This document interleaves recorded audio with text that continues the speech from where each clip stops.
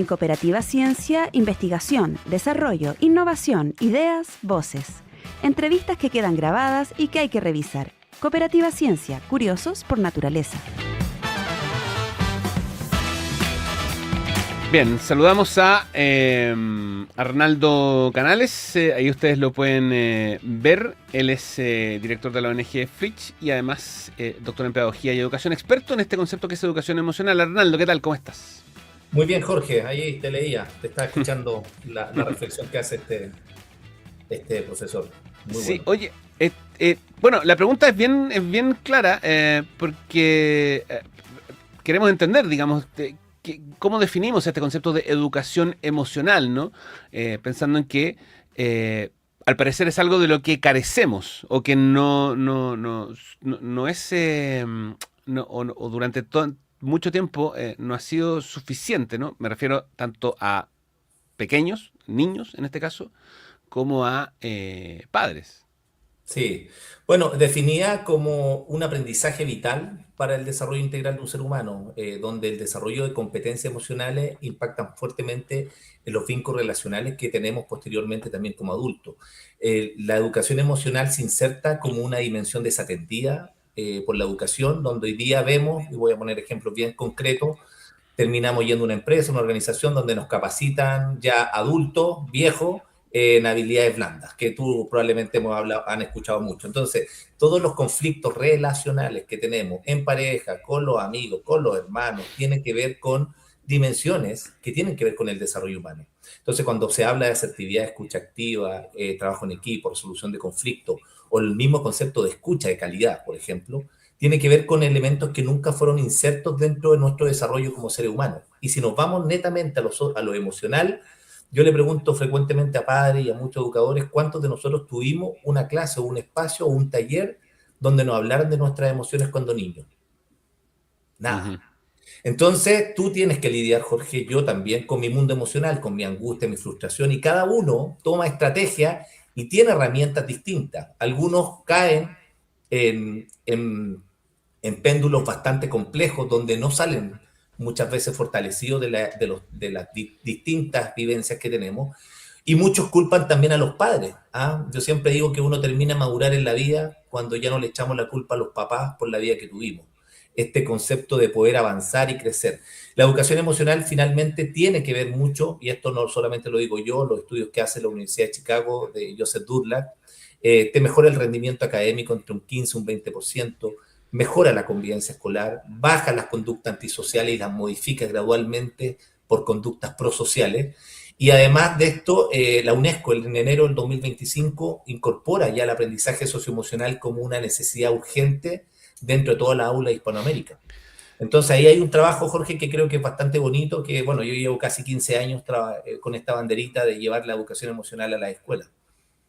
Arnaldo, y ese es un tema, porque al final, claro, a los papás seguramente nadie les enseña cómo educar emocionalmente a sus hijos. Hay algunos como que le achuntan por una trayectoria personal, pero otros tal vez no tienen las herramientas, y eso no está mal tampoco, pero si los colegios tampoco se hacen cargo en algunos aspectos al menos, más allá de ciertas como experiencias que uno puede tener, como tú decías, talleres y tal, que muchas veces también son tomados, muchas veces también digo son tomados como casi como por una actividad media, o sea, es como perdamos clase con esto Sí, y sí, sí, hagámosla corta. Entonces, ¿cómo lo hacemos? ¿Quién se hace cargo? O sea, ¿cómo sí. se puede construir este proceso? Bueno, yo recuerdo ahí, dando tu tema, perdamos clases, en la universidad hablaban ciertos ramos que eran chaya o era música. ¿Te acuerdas que Ujú, probablemente era como bien popular decir, voy a ir a esta clase porque es chaya, es como para perder el ujú, tiempo? Y finalmente es como dices tú, se toman como algo muy etéreo y con olor a incienso, algo de este profesor medio hippie, claro, claro, que va a hacer claro. mandala en la sala de clase. Entonces, si nos vamos a lo concreto, primero hay varias etapas. La primera es la sensibilización. Cuando hablamos de un docente o un sostenedor, un director o un equipo o una comunidad educativa que no tiene una mirada muy academicista de la educación y no tiene este trabajo del desarrollo socioemocional de los niños, finalmente queda con variables que finalmente, como te decía recién, se desatienden y finalmente tenemos que lamentablemente capacitarnos más tarde. ¿Y qué se hace ahí? Es la sensibilización. Y la sensibilización implica evidencia científica dentro de la práctica pedagógica, mostrar finalmente cómo esto rebunda, no solamente en el rendimiento académico, sino en todos los elementos que conviven dentro de la convivencia en una institución educativa, no solamente en el niño. Ojo, a nivel de adulto también hay conflictos permanentes. El 60% de los conflictos que tenemos en los trabajos y en los colegios son relacionales. Y fíjate que hay al alero de esto mismo, 6 de cada 10 chilenos que tienen licencias médicas son por ansiedad, depresión y estrés. Esto como un paréntesis. Entonces, el tema emocional está inserto permanentemente. De ahí viene la formación del profesorado. Hoy día todas las prácticas y gran parte de los debates dicen, no, que esto es transversal, porque la educación chilena tiene esto ya inserto, Arnaldo, si el objetivo de desarrollo personal y social lo incorpora. Sí, pero depende mucho del docente, de ese capital humano que tiene el mismo profesor para insertarlo. Hay muchos profesores que este tema no les resuena, hay profesores que sí adhieren, hay familias que este tema no les interesa, por eso también el concepto escuela para padres se insertó, y fortalecer esto a través del trabajo sistemático, continuo y permanente en los proyectos educativos institucionales. Nosotros en Chile tenemos 4 colegios que ya están con sello en educación emocional, y baja solamente en términos de conducta antisociales, pensemos solamente en el bullying, en programas que parten al alero de 2 años, bajen más de un 60% de los conflictos que tienen de convivencia escolar y denuncias por temas de bullying, por ejemplo. Entonces, esto es un tema que necesitamos insertarlo, ya lo están haciendo muchas escuelas, aquí la nobleza obliga, que ya están incorporando la educación emocional, y eso también es un avance importante. Arnaldo, ¿y cómo esos colegios obtienen ese sello? ¿Qué procesos siguen, digamos, más allá de ciertas como, me imagino, condiciones, pero ¿cuál es el proceso que siguen para obtener ese sello? Bueno, finalmente son aquellas instituciones que quieren adherir y visibilizar la práctica pedagógica que tienen, ¿no? Ellos no, de alguna manera, ya vienen trabajando educación emocional. Entonces nosotros lo que hacemos es, de alguna manera, hacer una evaluación de estas prácticas pedagógicas. Se hace un 360, esto después se hace todo un diagnóstico y se hace una evaluación y se entrega un informe. Este informe revisado por el mayor referente que hay en Hispanoamérica, que es el doctor Rafael Vizquerra, de la Universidad de Barcelona, donde entregamos las no conformidades, las oportunidades de mejora, y se entrega un sello por 2 años. Y esto permite, de alguna manera, cambiar la mirada. Ya hay formación de los profesores, se inserta la escuela para padres, ya los niños tienen horarios protegidos, donde es activo, es focalizado, es explícito, es sistemático, donde ya hay educación emocional. Estamos hablando de 1 hora a la semana, no más que eso, que es lo mismo que hablamos siempre en la discusión de orientación o todos estos espacios de consejo de curso que habían. Hoy día hay más de 230 horas en promedio de libre disposición de cada profesor para poder hacer adecuaciones curriculares. Y de ahí viene, Jorge, un trabajo que también es importante, que está dentro de ya el proyecto educativo institucional, donde el jefe del área técnica pedagógica le solicita al profesor, dentro de su planificación, actividades que tributen dentro de estos objetivos. Por ejemplo, pasó hace mucho tiempo, Jorge, bien concreto, Instituto Nacional, mira qué interesante, 4.500 estudiantes, 250 profesores y más de 25 inspectores de patio tiene el Instituto Nacional. Cuando hicimos una formación en el instituto, un poquito antes, ¿te acuerdas de las Molotov y todo esto que es poquito antes de sí. Un docente de matemática me dice, Arnaldo, sabéis que esto es muy complejo y yo soy profesor de matemática, 30 años haciendo clase de matemática y 2 más 2 es 4. Así me la dijo clarita.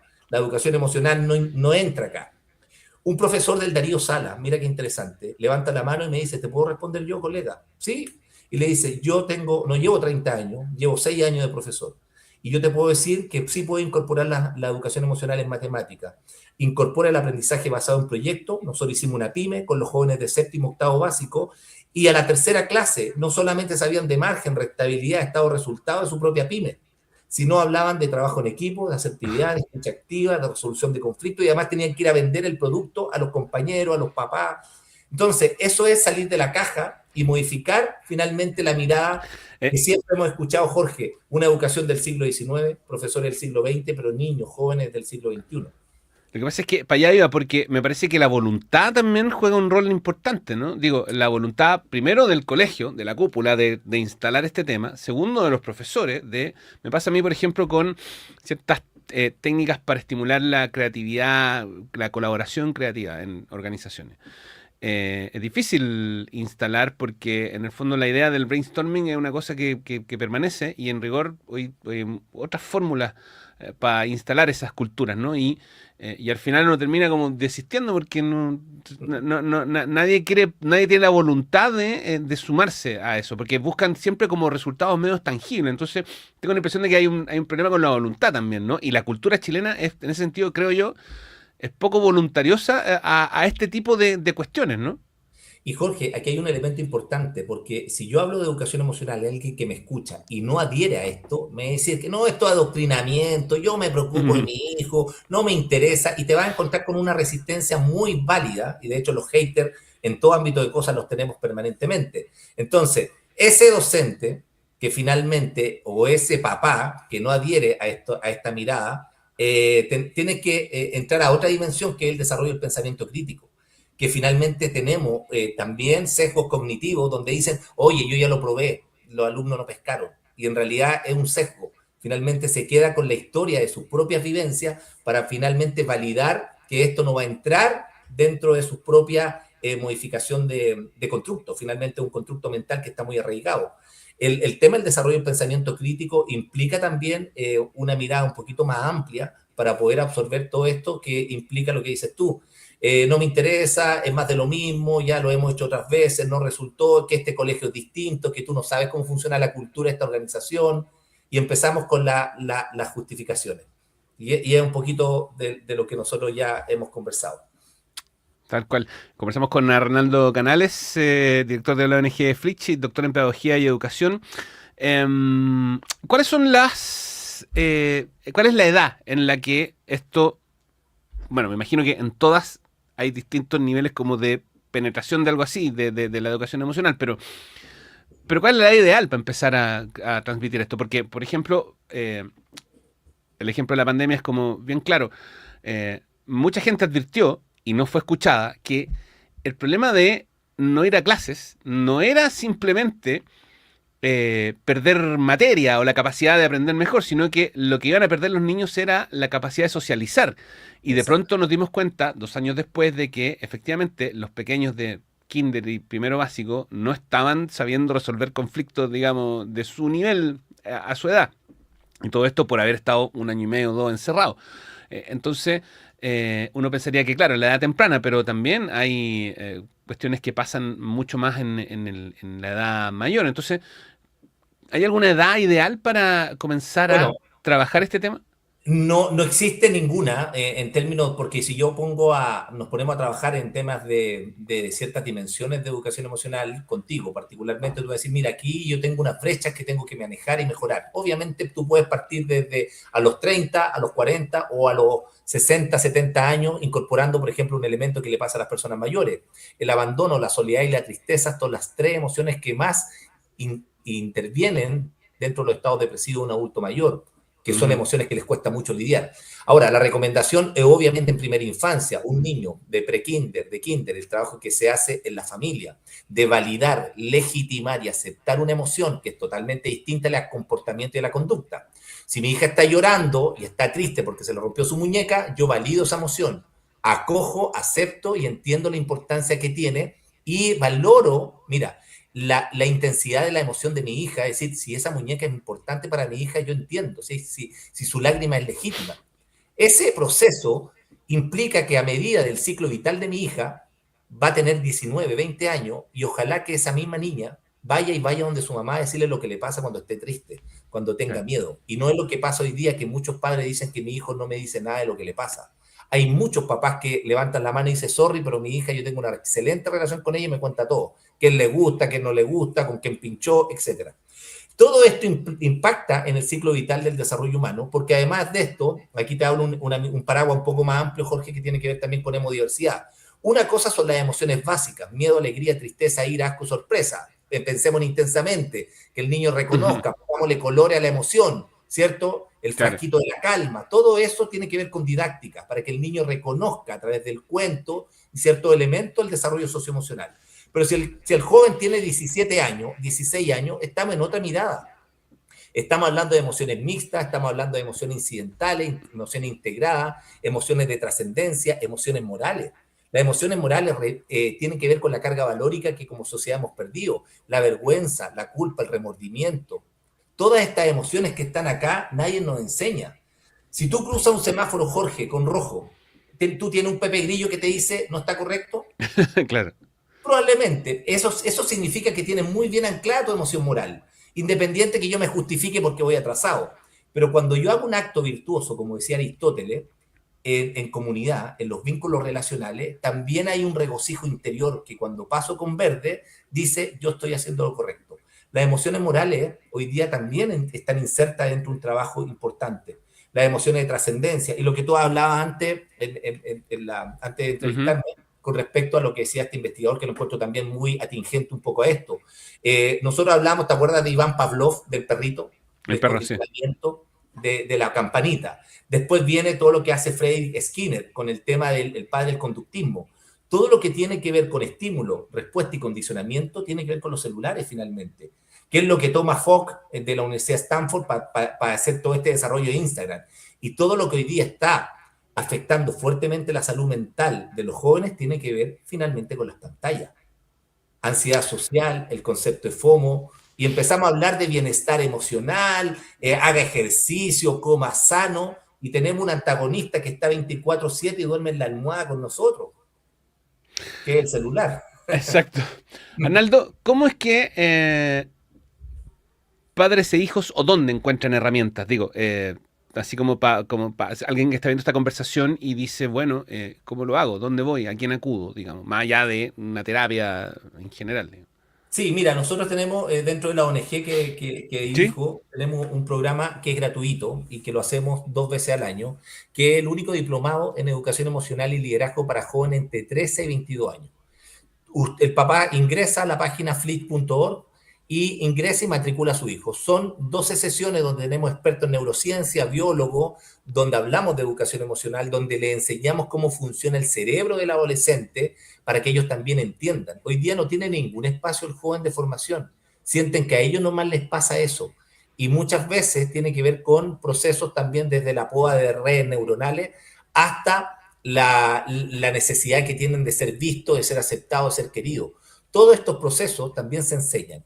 Tenemos un programa que hacemos también con la Fundación América por la Infancia de competencias parentales, tenemos el desarrollo también del diplomado que hacemos y un máster que trabajamos también con los mayores referentes de Hispanoamérica en desarrollo socioemocional, entre eso Neva Milicic de Chile y otros profesionales también, que aprovecho, hago una pequeña publicidad, acabamos de publicar un libro con Neva Milicic y Rafael Vizquerra en México, que esperamos esté por Planeta en Chile, que tiene que ver con educación emocional y las prácticas para la nueva educación del siglo XXI, que creo que va a ser muy potente para poder llevar este tema, que aprovecho de agradecerte, Jorge, que lo pongan en la mesa. La educación emocional es importantísimo hoy en día por la urgencia de los problemas de salud mental que tenemos. Bueno, vamos a estar atentos cuando salga ese libro y seguramente vamos a volver a conversar ahí, tal vez con Neva, contigo nuevamente, acerca de este tema que aparece como tan interesante y tan fundamental, ¿no? Pensando en las habilidades que se requieren para enfrentar el mundo que viene, ¿no? O el mundo que estamos viviendo hoy día, no el que viene, sino el que estamos viviendo hoy, para que lo tengan ahí en cuenta. Educación emocional. ONG Flitch, ¿alguna web, redes, algo así? Bueno, www.flitch.org, estamos partiendo ya pronto los programas de formación. El 13 iniciamos con el programa de neurodivergencia, 13 de marzo, el 16 con el Diplomado Internacional de Educación Emocional y Bienestar. Así que toda la información ahí está también en Instagram, en flitch-org, donde pueden encontrar toda la información. Perfecto. Arnaldo Canales es doctor en Pedagogía y Educación, experto en Educación Emocional y director de ONG Flitch. Arnaldo, muchas gracias. Muy interesante. Muchas gracias, Jorge. Que tengan un buen día. Igualmente, chao, chao.